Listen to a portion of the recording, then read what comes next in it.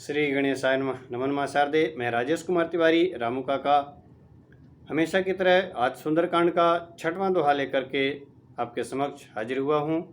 अभी तक मैंने क्रमशः पहला दोहा, दूसरा दोहा, तीसरा दोहा, चौथा और 5वां दोहा अलग अलग अर्थ वीडियो डाल चुका हूँ और उनके फ़ायदे भी बता चुका हूँ।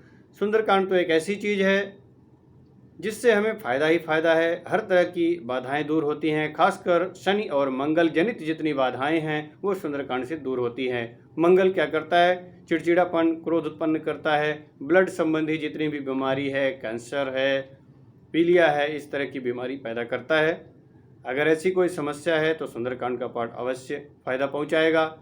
शनि जनित जितनी भी बाधाएँ हैं, चोरी होना, एक्सीडेंट होना, झगड़े होना, कलह होना, तो ये सब चीज़ें शनि से होता है और उसे सुंदरकांड ही दूर कर सकता है।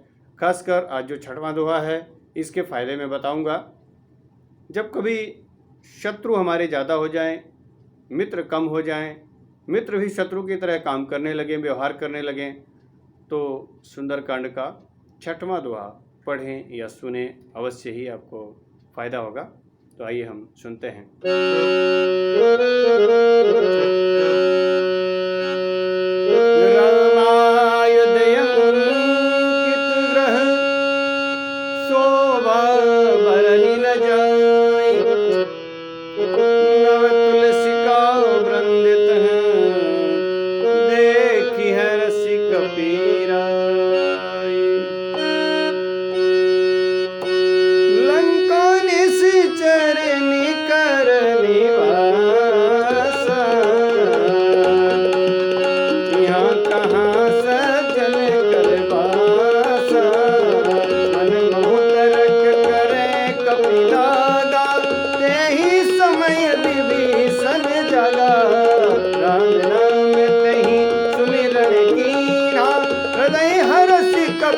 सज्जन चीना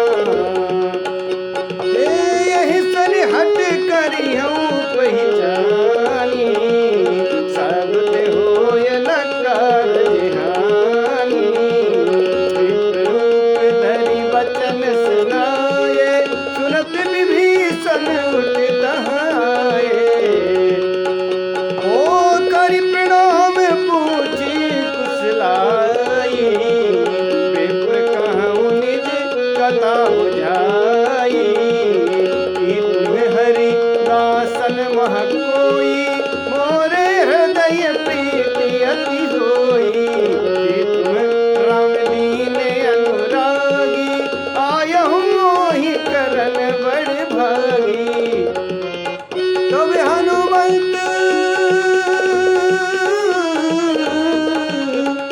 हनुमंत कही सब राम कथा निज नाम सुनत जुगल तन पुलक मन मगन सुमिर गुण ग्राम मगन सुमिर गुण ग्राम।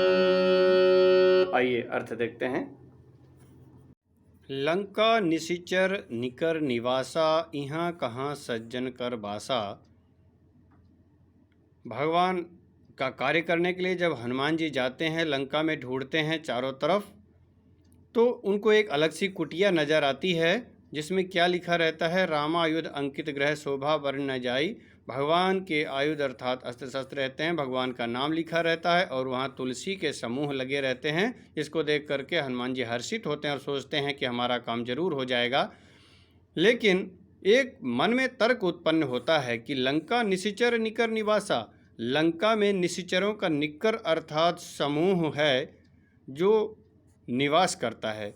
यहाँ कहाँ सज्जन करवासा, यहाँ सज्जन कर निवास कहाँ से हो गया?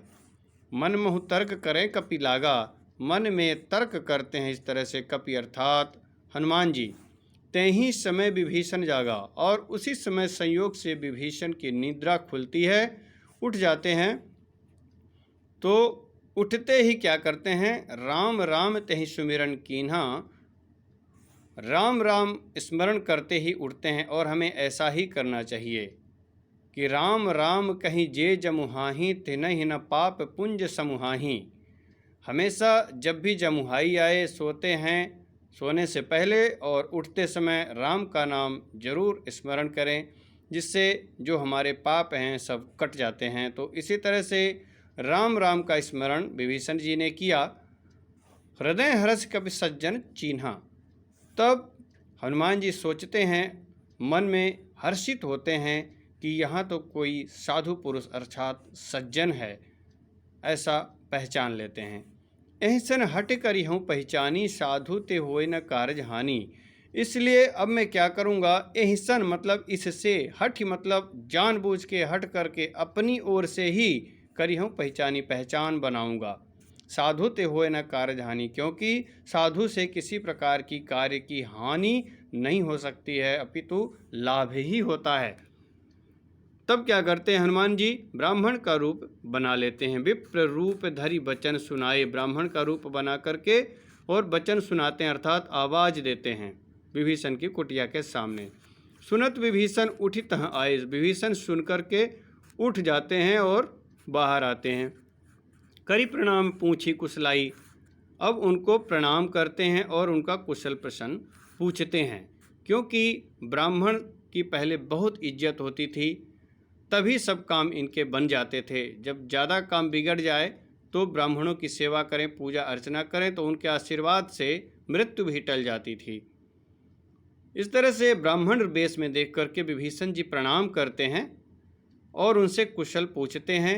यहाँ अतिथि देवो भव, क्योंकि अतिथि कैसा भी हो उसको जरूर बैठने के लिए बोलना चाहिए, जलपान के लिए पूछना चाहिए, प्रणाम करना चाहिए, नमस्कार करना चाहिए। और यही संस्कार उन्होंने अपना संस्कार का परिचय दिया। प्रणाम करते हैं और उनका कुशल पूछते हैं। विप्र कहूँ निज कथा बुझाई, हे ब्राह्मण देवता कहो अपनी कथा, मुझे किस कारण से आना हुआ, क्या सेवा करूं।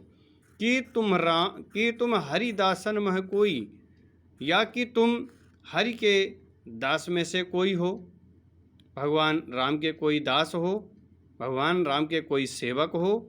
मुझे ऐसा लग रहा है, क्यों, मोरे हृदय प्रीत यति होई, इसीलिए मेरे हृदय में अत्यंत प्रेम उत्पन्न हो रहा है। इस प्रेम के उत्पन्न होने का कारण कहीं ये तो नहीं कि तुम कहीं भगवान के दास ही हो, भगवान के दूत हो। कि तुम राम दीन अनुरागी, या कि तुम राम हो, कि तुम राम या तुम राम हो दीन अनुरागी, जो दीनों पर अनुराग अर्थात प्रेम करते हैं, कहीं वो राम तो नहीं हो। आयहु मोहि करन बड़भागी, मुझे बड़भागी करने के लिए यहाँ पर आए हो, अर्थात मुझे दर्शन देने के लिए, मेरा सौभाग्य जगाने के लिए आप यहाँ आए हो, कहीं वो राम तो नहीं हो। तब हनुमंत कही सब राम कथा निज नाम, सुनत जुगल तन पुलक मन मगन सुमीरी गुण ग्राम। तब हनुमान जी अपनी पूरी कथा कह देते हैं। तब हनुमंत कही सब राम कथा निज नाम, अपना नाम भी बताते हैं और भगवान का पूरा काम भी बताते हैं। सुनत जुगल तन, ऐसा सुनते ही, जुगल मतलब विभीषण जी के भी और हनुमान जी के भी, दोनों के जो शरीर हैं पुलकित हो जाते हैं। मगन सुमिरी गुणग्राम, इस तरह से मगन हो जाते हैं दोनों, इस तरह से भगवान के गुणों को सुन करके उनका तन भी पुलकित हो जाता है।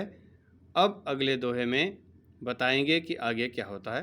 तब तक के लिए नमस्कार।